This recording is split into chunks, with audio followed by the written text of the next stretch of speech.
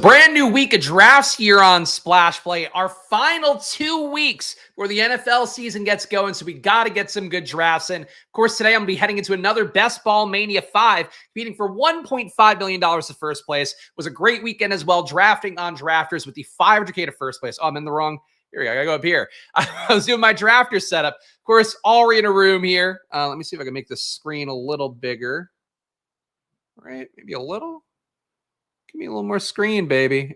All right, there we go. A little more screen. Picking the 3-hole here, which should allow me to make myself up some exposure on one of the top guys here. We'll see. Tyreek Hill I've been low on because I'm low on 3 spots, as the Best Ball Explorer tool taught me. But we'll see what we get if it's CMC or Tyreek. Either one I'd be happy with here. Preseason news we got to talk about as well, but let me make my pick before we get into that. All right, come on, dude. Is he really going to take the whole clock deciding between CMC and Tyreek? Is this really this difficult of a pick? Oh. To feel the momentum being siphoned out of my body by somebody taking the entire clock to timeout on CMC. We're going to go Tyreek Hill here. We'll get above 7% on him. Hopefully start to get flat with the exposure on Tyreek Hill. Let's go to the board. Preseason news, though. His teammate, Tyreek Hill's teammate, Devon Achane, 2 first-team snaps, Raheem Mostert's 9 in the preseason game that they had this weekend. I did go game by game talking about all the snap count stuff. My takeaways from Nathan Yankee's data over at PFF. I'll link that article one more time here in the chat, just because I think it's important to give this guy credit, because he's really the only one out there grinding snap counts in the way that we need to see to take something from it. So drop in the chat now. If you want to get it on your own, search Nathan Yankee PFF. Should be the main title as well. Here we go. I am ready for the daily dose of Spagarino juice before my lunch break ends. Thank you, Mr. Poopy Butthole. I don't know if you want my juice, but okay. Michael wants that juice all in his ears. Thank you, guys. And Al Boogie here, ooh-weeing as well. Appreciate you guys doing it. Hill looks like he could be going at number 1 overall. I guess. I mean, if you want to nickel and dime McCaffrey for the calf strain and CeeDee Lamb for not being in camp a single moment. But I still think Tyreek Hill to me, priced at 103. I want to get my exposure on him, and I've been low on 3 spots, so glad to get him. New Adams here. Shout out Adam. Appreciate you being here. Shout out our guy Justin. Shout out our guy Matthew here. Great to see all you guys. Let's get through the news, though. We got the man, the thumbnail, Jaylen Warren, to quote-unquote miss a few weeks to hamstring. His week 1 status is in question. As I mentioned up top, we're now 2 weeks out from when all these tournaments are going to be filled. That means, obviously, NFL season not that far behind that. So think there's a shot Warren could go. Wouldn't shock me to see him miss week 1. Don't think he lands on the pup, though. Doesn't sound like that serious of a hamstring injury. But still, he's a little bit injured, so Jaylen Warren got to come down in some rooms, you would think. I got him in 1 BBM over the weekend at a pick 103. I think it's possible you see him in the 90s to 100s. But people like him enough that it wouldn't shock me if he doesn't fall too much, in hopes that his hamstring is back early enough, as it should be. I put this as a news item in. And again, I went game by game for everything over the weekend, so I tried to keep it to the most important stuff. This is important. Jaden Daniels is an 80% completion rate through 2 preseason games. People will point out he's at a lowish ADOT, in particular that last game, I believe, finished with about a 6 ADOT overall. Average depth of target. For Jaden Daniels, though, being that accurate, this is the whole thesis of the play. He runs well. He's going to learn about sliding, getting out of bounds. We saw Dan Quinn yelling about it on the sideline. High completion rate, high accuracy. He's doing exactly what he's got to do. So I'm putting it as a news note here because Jaden Daniels' ADP won't move no matter what. He's the most price-locked player in football. So we talked about before. His teammate Jahan Dotson still assumed to be wide receiver 2 based on the game usage. Local beat reporters also think that the Dotson panic/FUD was greatly overplayed. Dotson going to be in this mix at wide receiver 2. Some guys like Diami Brown, Odomidi Zacchaeus getting some more work as well. You still have Dotson, though, leading the way, playing mostly out of the slot, which has been something historically that Cliff Kingsbury offenses have fed the slot pretty well. I'm not worried about Dotson. I think it's fair if he were to come down in rooms, but the usage would kind of tell you should keep him flat, even though the performance would say, hey, feel free to knock him down. Lowish ADOT, but still it's a 45-yard bomb. I'll take it. I think it's the play calling more so. The 140-yard play he had was a play where he had audibled out of it. So the hope is that he earns the trust. You got to do what the coaches tell you up top. And then when you earn that trust, you have the ability to, make some plays for yourself to buzz the tower, like Dan Quinn said in the Top Gun metaphor there. So look, Jaden Daniels is going to get there, I think, as long as he's healthy. And that's been my bet since day one.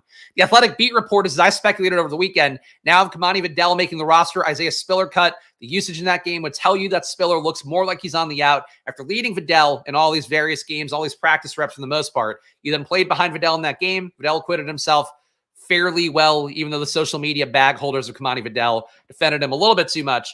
He did fine. So that's how it's looking right now. We're on the clock here. ADP-wise, the pick would be Olave. I've been getting a lot of Olave in rooms lately for really no particular reason. Thought Achane would come down a little bit based off his lack of usage in game one with the first team. Seemingly not the case. I could flatten out Adams more. Still like Olave a good amount. I'm going to go Olave. Assuming it got clicked. I guess it doesn't really matter. But we got a team so far. Tyreek, Chris Olave. It's not 0 RB Friday here. We could be cruising towards a 0 RB team. We got Taysom Hill. Or actually, no. The rest of the Chargers stuff real fast. Jared Patterson also expected by Athletic beat reporters to make the team. So Patterson right now ahead of Vidal. He's also a journeyman guy. So if you want to make your bet on Vidal, you can. I still think the talent's not the biggest in the world. He didn't really do much at Troy in terms of the advanced analytics, avoiding tackles and all that. EPA as well. That said, he's there. I think he's draftable again, but I would still have him more in the 18th than in like the 170s where he's going now. Brendan Rice played the most snaps amongst the Chargers starters at receiver. Important to note that. Taysom Hill in the New Orleans games. This one happened last night, so we didn't get to talk about it. He played a tight end, halfback, fullback, and slot, which is what I've been saying since the beginning of minicamp. No QB drop back. So an important thing for Derek Carr. Sorry, I'm trying to balance the news and switching screens here. It might be a good thing for Derek Carr, which has been my bet all along, him going the 18th round. If you don't have Taysom Hill breathing down your neck, Derek Carr is going to have the best version of themselves. And David Carr is going to be an older analyst on TV. This is the Carr brothers right now. We got Brandon Ayuk falling back a little bit here. Really not the biggest values in the world. Interesting to note here, 3 guys with functionally the same ADP with Kyren Williams, Brandon Ayuk, Mike Evans. I would like to get more Kyren Williams, I think. And at this point, I just got to buy that wherever I can get it. So Kyren here, I'm at 3%, would like to get to 8%. Kind of have been waiting for a perfect buying window for him that hasn't really occurred. So we're going to go with a hero Kyren Williams start, even though we certainly could have gone some other ways. Could have taken the week 16 correlation with Brandon Ayuk. But I think that's more obvious. I think going Kyren Williams makes more sense for me here. Rest of the news here. Hopefully I won't botch any more names. We got Cortland Sutton, Tim Patrick, Josh Reynolds locked as the Denver wide receiver starters. Lil Jordan Humphrey, David Sills, and Marvin Mims rotated in for 1 snap each as a wide receiver for the first team. So bad news for Marvin Mims. The takeaway, Marvin Mims and Troy Franklin seem even more buried in the second preseason game. Got to think in the last game for Denver, they'll get one more shot to show, especially Troy Franklin. Wasn't even targeted in that last game. Just a bad scene, though. The Denver situation is really fucked up because the Bo Nix part of that, I've gotten right since the moment I saw his numbers. The other side of it, though, the Denver side, they have gone to the least progressive wide receiver core, which I guess we shouldn't be shocked by with what they did for Marvin Mims last year. But it's discouraging, bums me out. I think Franklin's still an okay 18th round pick. Still wouldn't be shocked if he shows out. If they take the starters out next game, we see Troy Franklin get a lot of run. But man, it has been a tough one between the bad signal and the fact, too, that he's had these moments where it's like 40-yard bomb to Troy Franklin in practice. Like he's dropping a 40-yard pass. He's getting targeted for him. I still think there's something there. For Mims, though, I'm honestly more worried for Mims. But that's basically how I'd feel about that. Theo Johnson splitting snaps with Chris Manhertz, a tight end for the Giants. Manhertz led the way with the blocking snaps, while Theo got most of the pass game work. So Theo Johnson's still a perfectly fine click, but he's a little more of a Cole Kmet, where you have to hope you're getting a little more production on pass downs, not getting the full crush of snaps there. The volume of snaps is a big thing in tight end. You're just not going to get that. Kenneth Gainwell was ahead of Will Shipley in the Philadelphia preseason game. So something we've talked about here. Not the biggest Shipley guy in the world. I think the Shipley steam has gotten to be a little bit much, though he's still mostly an 18th round guy. But Gainwell playing ahead of him, he never gets drafted really. I think Gainwell's still a viable pick in your, as your RB6, RB7 kind of play. But I think he's in the mix more than people would think. The team has trusted him. We've seen Nick Sirianni wearing shirts with Kenneth Gainwell on him in the preseason. I haven't seen him wearing a Will Shipley shirt. Might be accessibility to that, but still think that Kenneth Gainwell matters more to that team than it might seem. And one thing, too, that I thought maybe mattered a little bit, but it turns out it's a different situation. Johnny Wilson didn't play last game. I thought it might have been because they were keeping him out with the starters. He missed last game. He's in concussion protocol. So Johnny Wilson being out, don't read into that one as being a positive sign for his usage or his depth chart role. He's still probably wide receiver 4 in the depth chart, but he is in concussion protocol, so that could also cost him a little bit, even though I do expect him at this point to make the active roster. We got Gardner Minshew starting over Aiden O'Connell in week 1. A little bit of a surprise to me. I was saying Gardner from day one. I've mostly drafted only Gardner, but then O'Connell seemed like, based on every report, like he's played Gardner Minshew, played better than him in basically every game besides the preseason game before this last one. This last one with Minshew basically completing 50% of passes, not really doing much. Exciting and downfield. Surprised that's what won him the job, but it felt like they had to go to somebody here. And again, a lot of the times the way teams approach this is you keep the young guy as a fail-safe. So if Gardner Minshew on his short-term contract, he plays great, then great. He's earned himself another deal. If he plays shittily, then you bring in Aiden O'Connell. Maybe you salvage him as this great white hope, giving the team a spark, and then showing a little bit, maybe more for him to win the job heading into next year, or at least compete with a top rookie coming in. So that's still how I would expect that to go. I don't think Minshew is safe to start the whole year, but he is the starter now. So if you're like dead in the water, you can't even get Derek Carr, you can maybe take Minshew in the 18th round if you have a New Orleans, Las Vegas thing going. D'Onta Foreman got goal line work for Cleveland with the first team. Everything else for him in the box score was all second team usage. So seems like Foreman getting goal line touches is there. He's behind Pierre Strong overall. So if you had to read that depth chart, it should still be Ford with Chubb looming around to take the overall workload. Pierre Strong's kind of the direct backup for the lead running back role. And then Foreman playing the Kareem Hunt role from last year. Basically just going to siphon away some goal line touches, some touchdowns probably. Cedric Wilson picked up the most starter snaps for New Orleans, but it was a weird game with Rashid Shaheed being out. I think that might have changed the formations. Wilson, though, has been the primary wide receiver 3, but Bub Means got some work filling in there, absorbed some of that workload, Rashid Shaheed out. I think that's not a great sign for A.T. Perry, though those are all very dissimilar players. But it's one really where it seems like Cedric Wilson is your late Saints guy to go to. And if you want the theoretical upside, Bub Means / A.T. Perry would be that. All right, we're back on the clock here. Those are your news items here. If you got something out of it, please subscribe. Hit the like button down below. Your support goes a long way, but I'll spare you the gift right now. We got the bet on Miami. We got Amari Cooper coming back. A little bit of a discount. Let's not overthink it. Go Amari Cooper here. I would not mind upping my T. Higgins exposure now that we are in a season where I've learned enough about T. Higgins and how he played last year, and he basically admitted to the thing that I thought was the case, him phoning it in last year, is the lack of contract. As mentioned a few times, there's an athletic profile piece for T. Higgins talking about how he struggled with the contract issues last year. This year, he's refocused. He's had a good camp. Willing to go to T. Higgins, but not when Amari Cooper is here at a discount. And Higgins goes anyway, so there we go. But I want to point it out here because I do have 1% Higgins right now. I'm okay with Higgins. I prefer other guys in this range, but I am more okay with him than I've been before. I have been making the Cedric Wilson call all summer. I did walk that one back. It was teammate T. Perry. Had to look at it, a little more questionably when I saw T. Perry getting the shitty quotes. And then we landed on it probably being a Cedric Wilson situation. And it seems like it is now a Cedric Wilson situation. Foreman went from career over to goal line in 2 weeks. I mean, he was only briefly paralyzed, but he's had the goal line role, I think, no matter what. We're on the clock here, 0-1-3-0. Receiver getting bled out a little bit. We have in Miami, Cleveland correlation. We did lose out on Trey McBride. It might have been a nice way to do a Rams-Arizona correlation for Week 17. I still like Christian Kirk, but I have a lot of Christian Kirk. Really not a good spot for anything for me here. I will go Christian Kirk again. Christian Kirk kind of going the wrong way here. The good news is we are theoretically live to set up some New Orleans, Las Vegas stuff. So that's part of my logic here. The Week 16 correlation with Jacksonville and Vegas. But we'll see if we get Vegas stuff. There's really not a lot of great Vegas stuff. Well, just a couple good Vegas plays left. But losing Devontae Adams, that's obviously the big one we want to get. We're going to try to pin down that Vegas production. Team so far is a 0-1-4-0. We did a hero RB build with Kyron Williams today. We got Kyron, Tyreek Hill, Chris Olave, a little bit of a discount for Amari Cooper, Christian Kirk at ADP.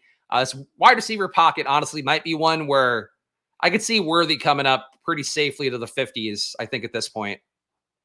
Worthy didn't make the news items for me because there really wasn't anything new, I think. But him playing well, again, in a situation where it's Watson running out there over Marquise Brown doesn't surprise me very much. When Marquise Brown comes in, it's going to change the equation a little bit.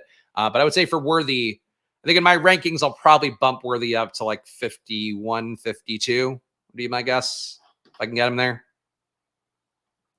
Thing without Cedric Wilson, though, is he has no spike potential. A.T. Perry is a big body, red zone target, deep ball threat. If he sees the field, he's more likely to spike. I don't think that's true. Cedric Wilson's had spike weeks for multiple teams. He had one for Miami last year. If he gets a role, he's a decent player. Granted, I think he spiked last year filling in for Tyreek Hill, getting Tyreek Hill routes, but he's had spike weeks in Dallas. Like, he's not a dead guy, and he's been a guy that's been, again, with this first team since basically minicamp. So I think for Cedric Wilson, I would say he's not quite as dead. I still like A.T. Perry in terms of the EPA metrics. He's one of the best players in the league in terms of the small sample size guys. But I think for Cedric Wilson, I just wouldn't take A.T. Perry exclusively. I would take even parts of that. really the main thing for me with late round bets is like, you're just trying to split it up a little bit. So if you have two guys there, like even Bub Means, I would throw in. I would alternate, Wilson, Perry, Bub Means if you're trying to get that Saints player in late. But I think Wilson's a little bit more live than it would seem. Not great or anything. It shouldn't come up to the 15th round. Talking 18th. Checking chats here. There's a lot of chats talking about specific teams. Troy Franklin, not old enough and bad enough to see the field on the Sean Payton team. Yeah, it's a tough scene for Troy Franklin. It bums me out. I'm going to be carrying that high exposure. Obviously going to try to knock it down on the home stretch. My last 40 entries here. This is BBM number 109 for me, I believe, today. Stream draft number 179, guys. So we're in the home stretch of hitting 200 before the draft season ends. Got a bunch more drafters, 2 more weekends of drafters here, 7 days a week of drafts on the channel. So guys, strap in. If you're watching this one especially, on the day we get our dicks kicked in by Pete Overzet, if you're watching this one and you're not subscribed, subscribe down below, hit the like button, leave a comment. You are part of the tribe here. If you're watching on a Monday where we're going to get boat raced by the circus being in town, all the lions, all the great clowns, fire throwers, fire spitters. They're doing everything with fire. Anything you could possibly do with fire that's going on Pete's stream right now. But I'm just here gambling every day, doing my work, keeping up with the news, obsessing about things that feel really fucking pointless in the grand scheme of life. That's what we do for the name of football. If you hit the join button down below as well, you'll get my rankings coming out later today. That'll be my project this afternoon to finish those out. A lot more to move around these days. And of course, I'm doing the streams on Sunday. So rankings coming out every Monday down the home stretch here. It's going to be a lot to move. We'll have to move Kamani Vidal back in the human range. But the other death sentences are feeling pretty good. Eli Mitchell has been a death sentence for a few weeks that I knocked down the rankings. He's now, I think, effectively kind of done in that backfield. The Jordan Mason was hurt in that last game as well, or was hurt for that last game. So maybe that opens the window again for Eli Mitchell. But if I had to guess, Eli Mitchell probably done. It's the only circus in town. I hope so. I mean, look, this is less of a circus. It's more of a crooked carnival, as I said a few times, where I just want to take your money. I want to not let you win the goldfish. I'm going to have a basketball hoop that's like a little bit too small, where like the basketball can go in, but it's really tough to get the basketball in. That's what this show is every day. Just trying to grift you. No. I'm not. I'm probably the least of a grift. I reveal too much every day. Minshew target tight ends at a really high rate last year. Is that AR? AR had the 30% target rate. It was flipped. Minshew targeted Pittman more. Clicked Worthy over Christian Kirk in a draft last night. Worthy's a perfect best ball wide receiver. Projects to be on the field more than Kirk. Has greater spiking potential. I wouldn't necessarily say that. I still think Kirk is going to end up taking work away from Gabe Davis. More likely to Brian Thomas as the year goes on. I think it's not great usage of the preseason so far, but Kirk also banged up. I don't know. We were in the same situation last year with Kirk, and he had a perfectly fine year. I think there's similar plays. I think Worthy, though, I think the excitement for Worthy is going to make him harder to get later on, whereas Kirk, I think people might be sick of him at this point, might be sick of taking him, so he might come a little bit cheaper. So in that respect, maybe a flip. This guy goes up big to get Ramondre. I would say that's a really awful move right now. Ramondre is locked in the RB1 role, though we did see a good amount of work for Antonio Gibson with the first team. But Ramondre also goes in the 90s pretty regularly, so I don't think that's a good pick at this spot personally. We got Deontay Johnson here I'm okay with. Has the mild groin strain, but should be good.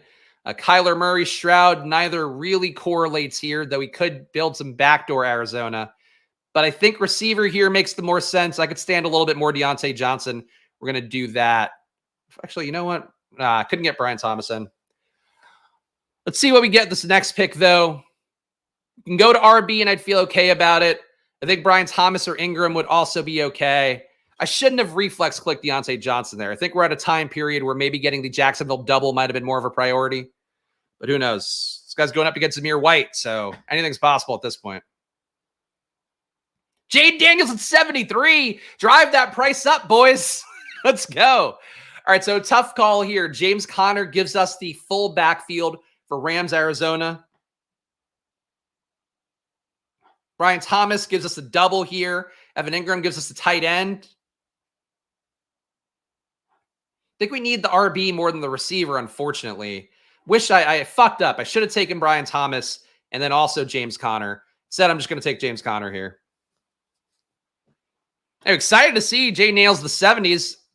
He's, again, the most price-locked player in best ball, no matter what good news items come his way, no matter what good things we learn about it, doesn't matter. think this could just be an unbadged drafter going wild because he's been going wild everywhere. He took Zamir White really early as well. Jalen Hurts early as well. Terry McLaurin at ADP.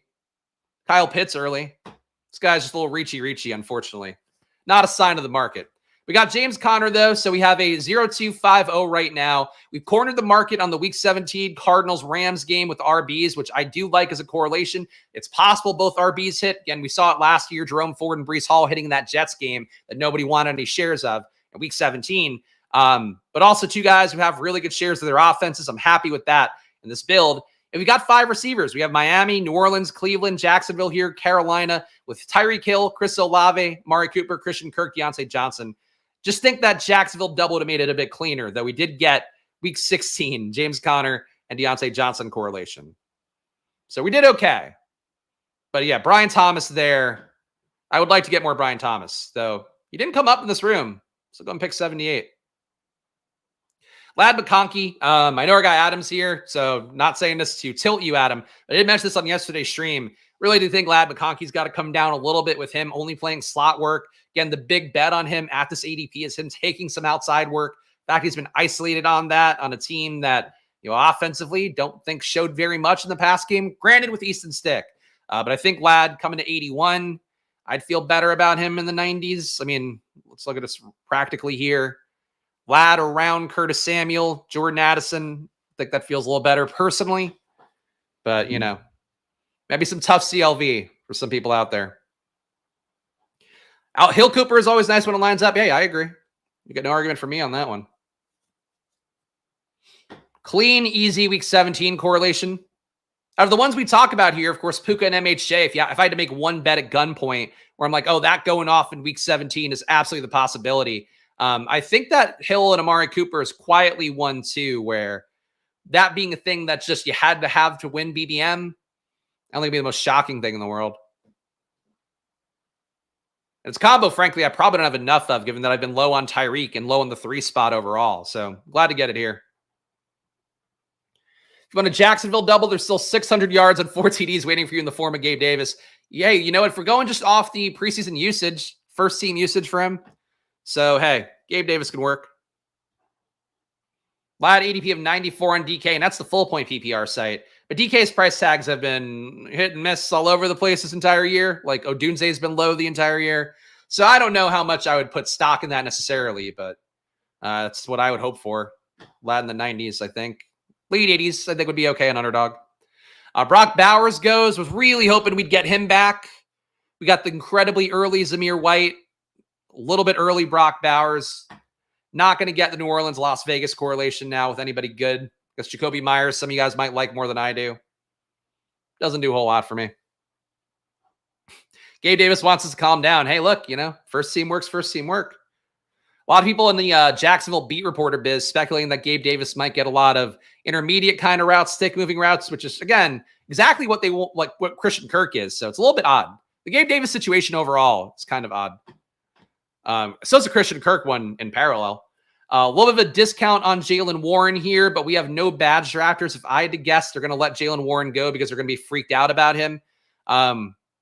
Could get more correlation for Week 17 with DeAndre Hopkins. Could also get Jonathan Brooks, who is a bit of a faller. Mostert correlates well, and Mostert's actually probably one of the big winners of preseason so far based on the usage. Go Mostert here. It's 7% Mostert. And if I get one of Warren or Brooks on the way back, I will feel okay about that as well. This guy takes Burrow. Second QB, a lot of QB capital to this guy. He took Jonathan Brooks. I am shocked. Really thought these non-badge guys were going to go, oh, Jonathan Brooks, he's not going to play at the beginning of the year. But apparently not the case. So we've got options here. We got 3 RBs that I feel pretty good about. Depends what this guy does. Fucking this guy. Guy loves to think about it. CMC at 102. I don't know. Okay, there you go. You took the injured Jalen Warren. That removes choice a little bit from us. Then we got to build the Cleveland stack out here. So we'll have a Cleveland game stack going. Still some micro correlations on top of that. Got to make sure we don't get sniped on Deshaun. But there we go. Okay, same page for spurious news. So yeah, I think Warren would have been too tempting of a pick here to get him, a guy who's been going in the 80s for this entire BBM, basically, sometimes a little bit higher, when some people are really excited to take him. I think scooping him at this point would be logical because I'm not afraid of the hamstring injury, and I have the RBs to support it. We have a 0-3-5-1 here. We have Kyron, James Conner, Raheem Mostert. We have Tyreek Hill, Chris Olave, Amari Cooper, Christian Kirk, Deontay Johnson, and David Njoku here. So if we got a falling Tua, we could take him. If not, we could take Deshaun, which would also be perfectly logical as well. Our guy Capwise loves talking Denver. I would guess Nick's still 17th, 18th round. He's not going to come up that much past that if I had to guess.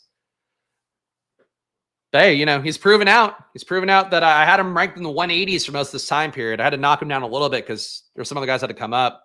I got him ranked at 190. ADP's up to 198. Still have a hard time, though. The new version of the Denver stack, I really do have a hard time with. Like, I get the logic. I was actually watching Pete's stream a little bit before this one. He had talked about, I guess somebody sent a chat in, like, oh, the Yoshivas Tim Patrick Knicks stack might be good. And, like, it is logical to take that one based upon the fact that, like, Mims, Troy Franklin with Knicks have been drafted all the time. Still hard for me to feel like Tim Patrick can hold up to a year and be able to do it coming off the injuries he's had. I don't find that the most appealing. And Yoshivas too, still kind of buried, still mostly contingent value, not the hugest on his situation. So I think, my heart would still want to go Denver with like the young guys stacked up. But clearly, Sean Payton has shown that's not the way he views things. Sean Payton has gotten old before our eyes, and now he only embraces older players. It's unfortunate. We're going to draft Brendan Rice. I still think the Brendan Rice thing might be a false flag a little bit because like they know what they have in DJ Chark and they want to see what they have in Brendan Rice. So like I think him running one route or running one snap at the first team compared to Brendan Rice running 10, I'm not entirely sold that was what it looked like. I think Brendan Rice to me is still an 18th round pick. I get people being enthusiastic about it. I love Brendan Rice's talent, but A, that's not the offense, and B, like I think that could just be, hey, we want to see the young guy Chark. We know what we have. Because it's odd that Chark would be ahead all of camp, have no injury, no issue, and all of a sudden he's playing behind, younger guys. I think is a little bit perplexing to me. But my thing with the Chargers has been I don't want to bet on anything besides the run game fundamentally. Even if I'm close to the field on a few guys like Ladd, not too far from the field on Ladd. Loki thought Tim Patrick isn't a terrible pick for a while. I just don't trust Sean Payton. I mean, you have to go with two things here. Not trusting Sean Payton and also not trusting an older guy who's been hurt quite a bit. It's hard to get back on track with as much time as he's missed at his age. But, for right now, the role's there. So, like, I get it. Intellectually, I get why that's a play. It's just not a play I'd be enthusiastic about. I'd be more enthusiastic about taking your shots at Cedric Wilson, Bub Means, as like if you're going to do a late one. At least those are like younger guys and guys who flashed recently enough. I don't know. It's concerned with the Patrick, Nick, Sutton, Dulcich would be my ideal stack for Denver. I think it's fair. I mean, Dulcich still largely with the second team, but you got to assume he gets passed down role work because of the fact that Troutman's just never really going to be that guy. Yeah, it's tough. Even the RBs, like you stack up the RBs with it and you do like, a team bet, not a full stack, but you're still correlating the bet together. Even the RBs is like, yeah, I love Estime, but like Javonte's in the mix enough. I wouldn't feel confident enough to take either of those guys and go, this is the nuts Denver stack. I think Denver's a stack where you really can just kind of choose your own adventure here. And frankly, just like unstack Bo Nix or Bo Nix with only Sutton, that might really be the play. Because Bo Nix is going to run a little bit. We saw him again be mobile in limited time. I like Bo Nix, man. Bo Nix is really very proud of Bo Nix for what he's shown because I felt like I was on an island believing in him. I think maybe the underdog guys had a few okay things about him. But that Oregon offense, look, Troy Franklin's holding it down right now. But if Nix and Bucky Irving hit from this class, I'll feel really good about, how aged my process here and identifying Oregon as a team that not a full video game offense like Tennessee's or anything like that. Means did not have great EPA data. I think he's perfectly fine, but nothing that stands out. Where is he? Yeah, Bub Means mostly slot targets, 0.14 EPA, which would be towards the lower end per target. Yeah. And in the slot, he wasn't even that good. 0.05 EPA is not great. Usually slot, you're going to be more efficient. So Bub Means to me is just a dude, just a, dude in a roster. That's basically it. It hasn't been bad, though, because he's gotten 40-yard, 50-yard targets every day in camp, which most players don't get that often. I have to continue to say that. It's still a skill thing to earn those targets. We have a 0.351 here. We can make the Trevor Lawrence QB play now, though I think we've built out enough away from that. Do you think that Jacoby Myers, RB or wide receiver 6, wouldn't feel bad here? Get the last vestige of decent Vegas correlation for our New Orleans bet. Let's do it. So Jacoby Myers, come on down, and we'll see what we get with this next pick. We got a 0.361 right now. Pretty decently balanced. Still a good amount of QB options left on the board, to the point where we don't really have to take them yet necessarily, is the tough part for me. I'm inclined to push QB and just see what comes back my way.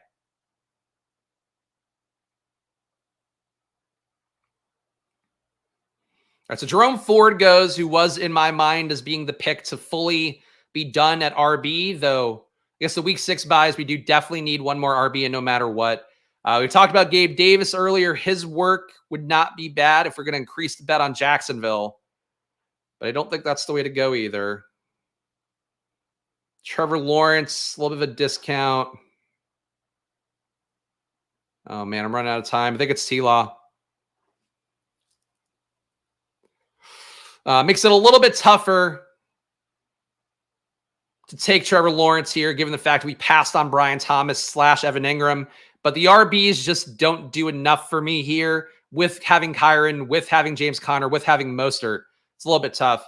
Let's give the team a read here. It's a 1-3-6-1. So we have Trevor Lawrence correlated for week 16 with Vegas now. Tennessee, we could correlate a little bit more later on potentially. Though really most of the good parts of Tennessee are gone. At RB, we have Kyron Williams, James Conner, so that easy week 17 correlation there. Raheem Mostert, Tyreek Hill, Chris Olave, Amari Cooper, Christian Kirk, Deontay Johnson, and Jacoby Myers. So giving us our 6th receiver. Feeling very good about the top 6. So really, I think need to be careful about adding too much capital there. And a tight end, David Njoku. So I'm happy with the team. We've got some week 17 correlation. Could maybe get away with 3 game stacks here, depending how the board shakes out. But we'll see how that goes. My stance on Gus and Dobbins, I prefer Gus just because he's less banged up historically. Dobbins, though, seems like a perfectly fine pick as ADP. Wouldn't go crazy reaching for him.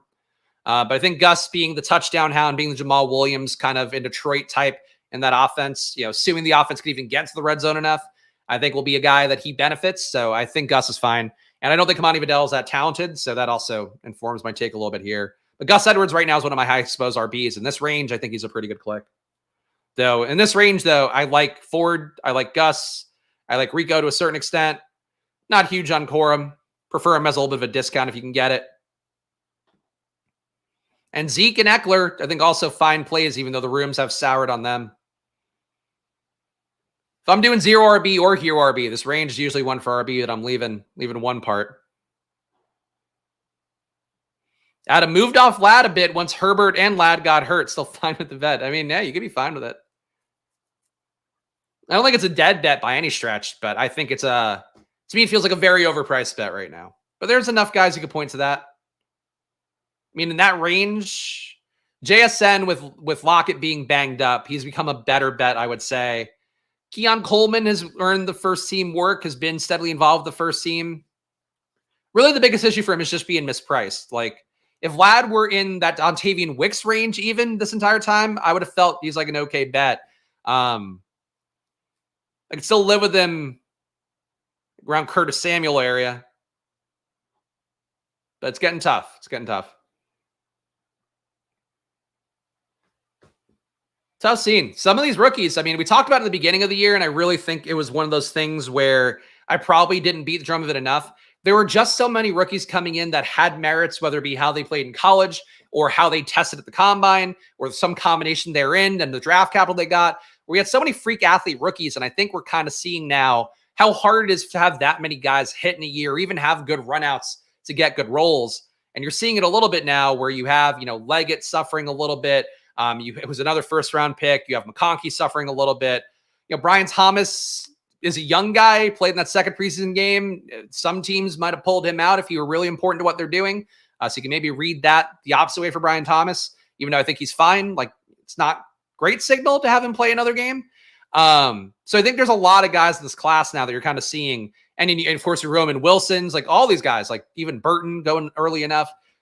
Really, there were a lot more rookie ADP traps this year. Even if those guys ended up playing well, they ended up kind of ADP traps. And that's sort of what happens when a class gets a little bit too deep, is what I would say.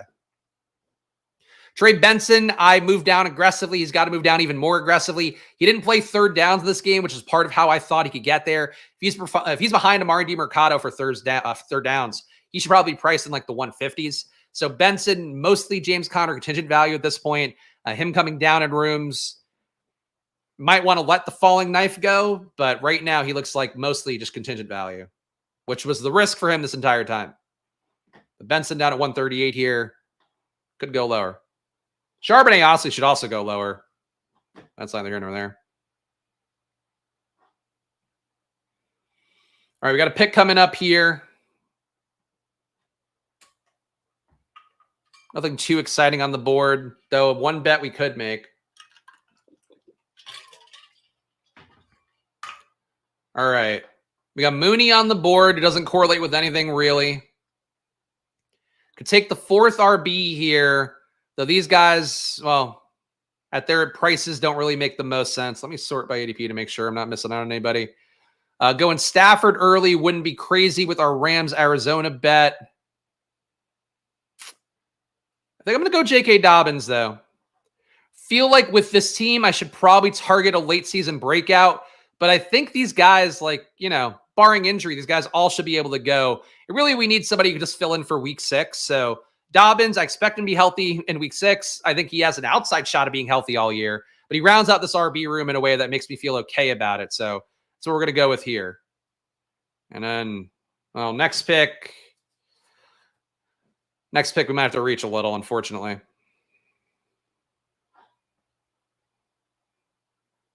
Chuba goes. Chuba, more of an early season guy.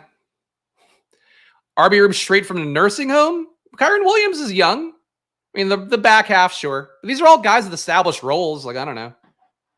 It's like enough young guy rooms. I'm entitled to take the occasional old guy room. All right, we're on the clock here. I think taking Deshaun is the wisest move here, just to be done with that part of the equation. And I think we're going to do that here. Got the big Cleveland-Miami bet. So second game stack, or really first game stack done, because we did not fully stack up Jacksonville, Tennessee yet.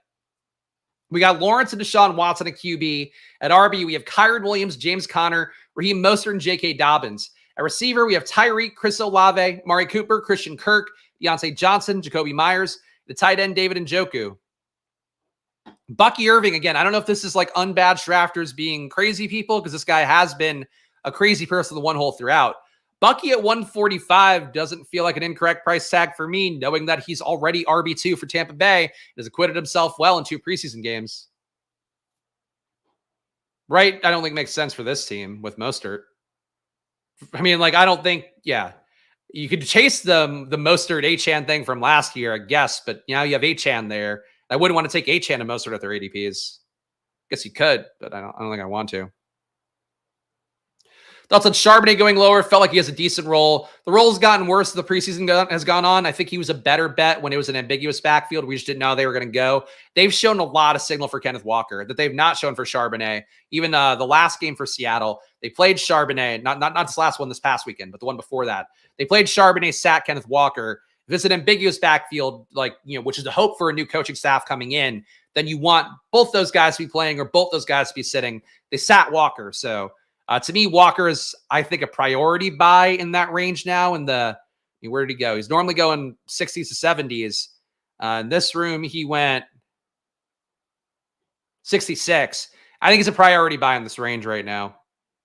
He's quietly had some of the best signal for a guy that I was not sold on in terms of usage. So to me, Charbonnet, I think Charbonnet is a worse play than Ty Chandler, who's got a role. I think he's a similar play to Trey Benson. Maybe a little bit better because I bet he has something of a role, and I don't know that Benson for sure has any role. but he should be closer to like these guys, I think. Should Charbonnet, that is.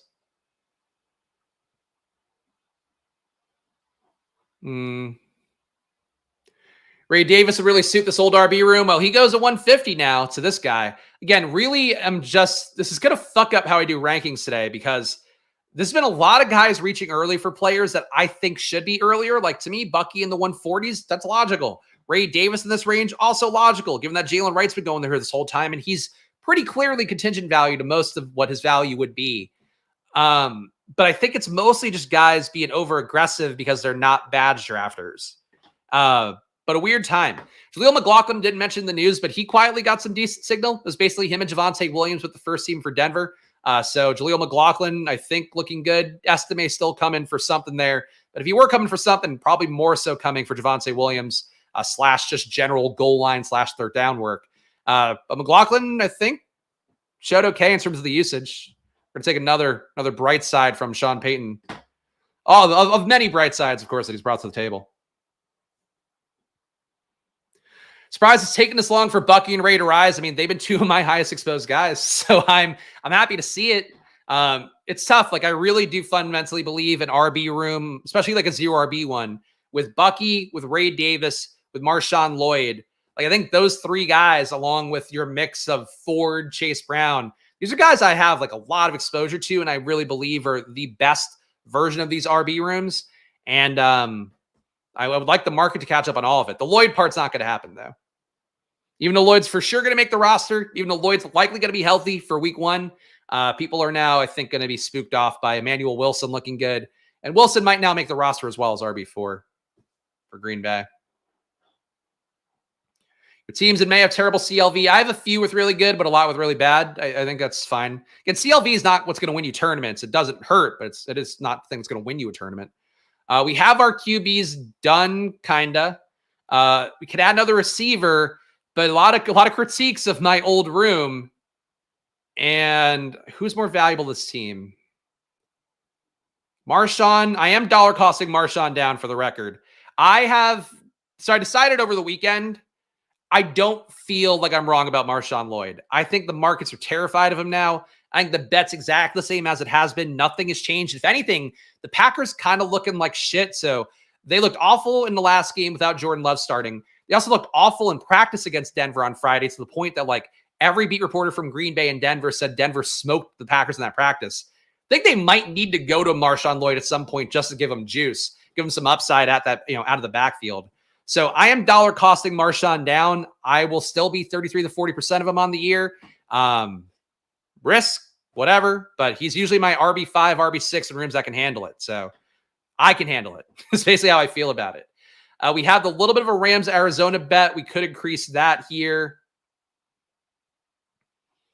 We got some Carolina, Tampa Bay, Jalen McMillan. Man, I like DeMarcus here, but I'm going to go Jalen McMillan. Been low on him on the year. But in a bet where we have Carolina, we don't have Mike Evans, don't have Chris Godwin, makes it easier for Jalen McMillan to hit in terms of how I view things. So it's going to be the pick here. Got to add a few more players coming up at tight end. Still maybe a third QB, I think, is in play. Got some options. But let's give this team a read, guys. It's 2-5-7-1 right now. We got Trevor Lawrence, Deshaun Watson here. A little bit of a discount on Lawrence, which is part of why I took him. Kyron Williams is my hero RB with James Conner, Raheem Mostert. So good RB capital here. J.K. Dobbins, we can now afford to get through. If Marshawn Lloyd takes the entire year to get on the field, we can afford that. So that's the kind of build I really want Marshawn to be in right now, even though I still want him, I think, in every build. Tyreek Hill, Chris Olave, Amari Cooper, Christian Kirk, Deontay Johnson, Jacoby Myers, and Jalen McMillan. And the tight end, David Njoku. I think this team is pretty well balanced. I like the game stacks we have going.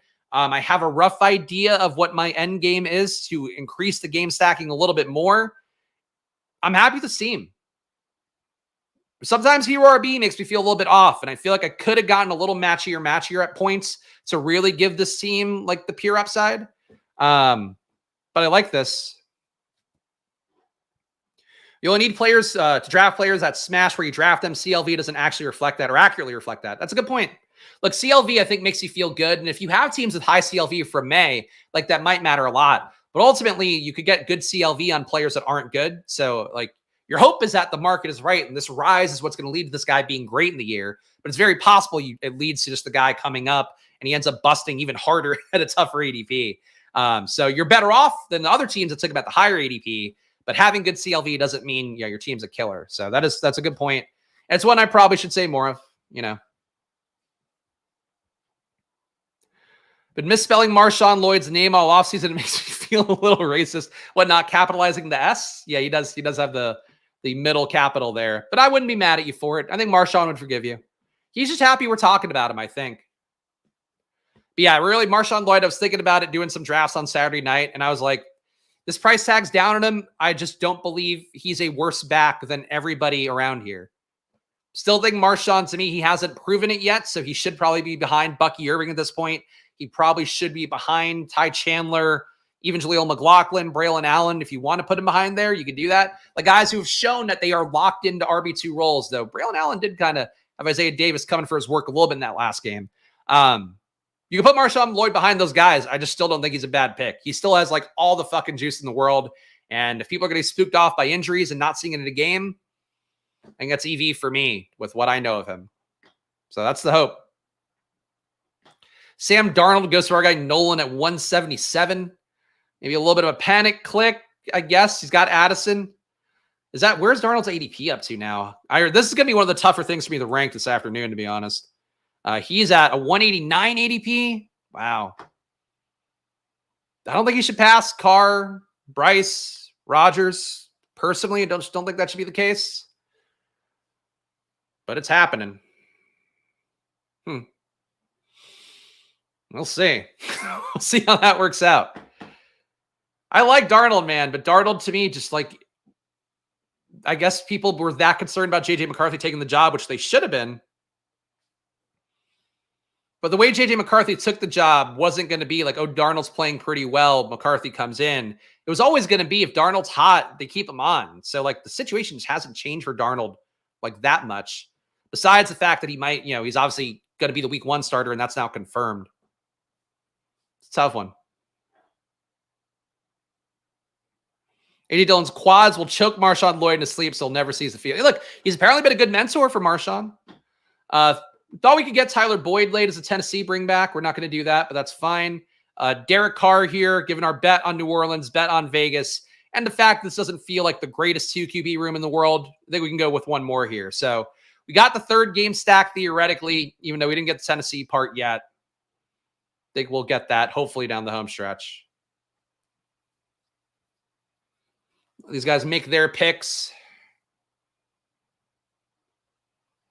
All right, so I think it's a Juwan Johnson team here. Chig would give us the bring back, which would be nice. But if I had to guess, we have a better shot at Chig falling all the way back. Chig's rank has dropped a lot here. I kept him ranked with market. He's fallen 10 spots within the last week because I'm not a big Chig believer. So we're going to go Juwan Johnson here. And if we get Chig for free as tight end 3, that'll give us the 3rd game stack for sure. So the team right now through round 17 is a 3-5-7-2. We have Trevor Lawrence, Deshaun Watson, Derek Carr, 3 QB build here, 2 week 12 buys. So hopefully Deshaun Watson has not played himself out of the league by week 12. We have Kyron Williams, James Conner, week 17 correlation there, Raheem Mostert, J.K. Dobbins, and Marshawn Lloyd, who I am dollar costing down. He does play New Orleans in week 16. So all right, a little correlation there too. Tyreek Hill, Chris Olave, Amari Cooper, Christian Kirk, Deontay Johnson, Jacoby Myers, Jalen McMillan is the wide receiver room. And a tight end, David Njoku and Juwan Johnson. So we got New Orleans, Las Vegas going. We've got Cleveland, Miami. We can do Jacksonville, Tennessee. I also have a ready-made Carolina, Tampa Bay if I wanted to go to a 4th QB, which I don't think would be insane. But let's see what we get back. Naylor mini with Lloyd. Yeah, maybe. Go Wiley instead of Chig. Higher upside, unique ownership. Listed as co-starters and saw equal usage in the preseason. I do like Wiley. I do think Wiley is interesting. Honestly, yeah. I might follow you on that one, Jeff. Though I am lower on Chig. What's my Chig exposure at? That's 6% Chig. At that point, I guess I could just take 1% of Wiley. We'll see what we get back because, well, see what we get back. All right, STL Bree on the way. STL Bree, you're on the West Coast. You've betrayed STL. Hate to see it.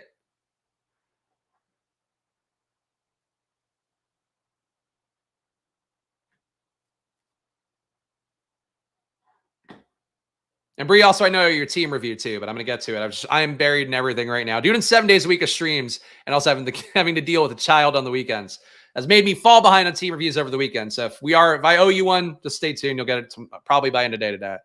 Hopefully by end of day today. Oh, God. Chig is a wet fart of tight end picks. When you know it, you don't quite know whether you shat your pants.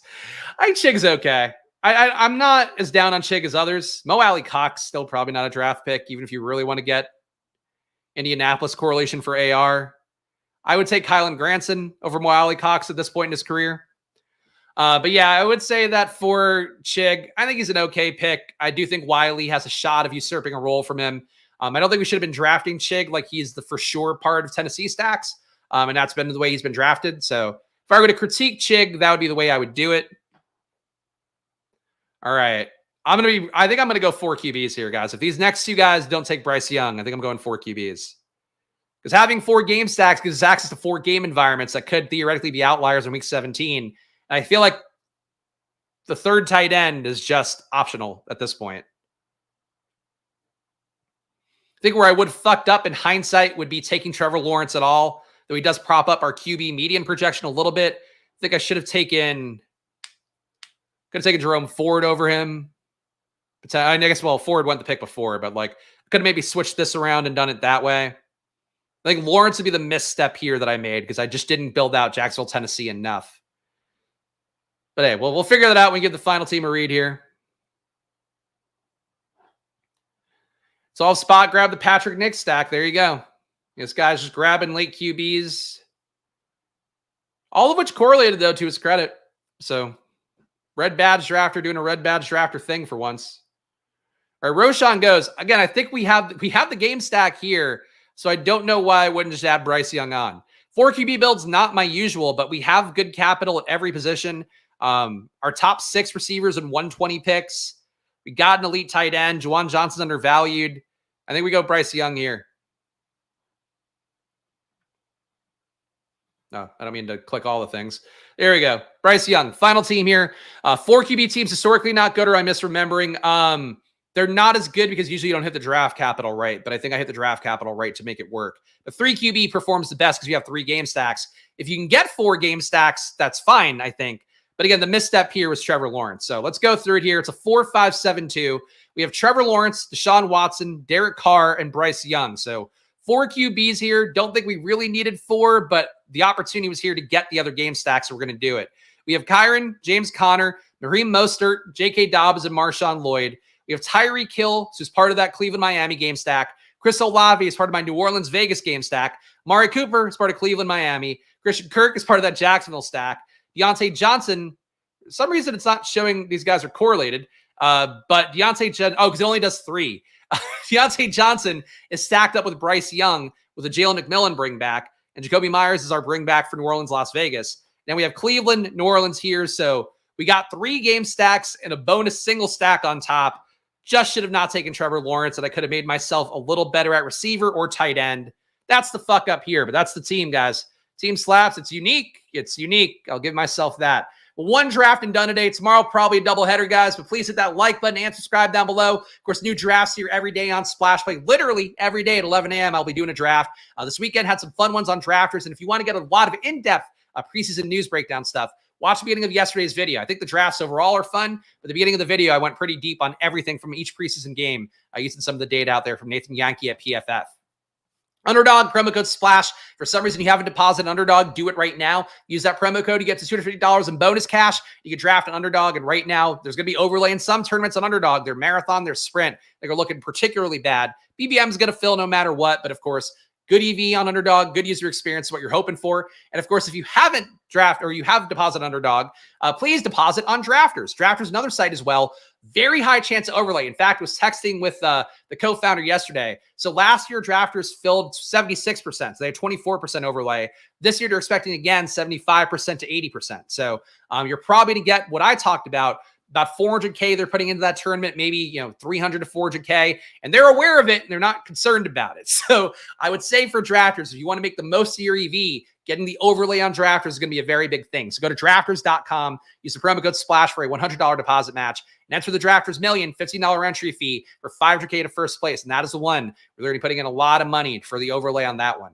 Shout out to all the fine folks who've joined the channel. I think we had a few more maybe over the weekend. I have to add to the list, but you too can support the show down below. $4.99 you hit that join button. You get 10 team reviews a month from me. You get a VIP Discord. Some people have an issue figuring it out. It's not that hard though. You just go to your settings, connect your YouTube channel to your Discord, and you get access right away, very easily to the channel. You also get my rankings, which are updated weekly. Will be updated today. My news document, which goes back to the middle of last month, has everything I've talked about on stream. So a lot of value coming back your way if you join the channel. And if you want to use the data I use on screen, which I'll show you real fast one more time, my exposures here, the matchups for week 17, you can get that at bestballoverlay.com. Use promo code SPLASH to get $10 off your first month. So basically, you're getting $20 for all this data for the home stretch of your drafts. Follow me at Chris Spags. Follow the show at SplashPlayPod. Go support Probably too. I'll be back tomorrow with more guys. And hey, don't forget to gamble responsibly. And I'll see you guys tomorrow for another draft. Go check out Pete. See you then. Enjoy your days. And of course, good luck. Bye-bye.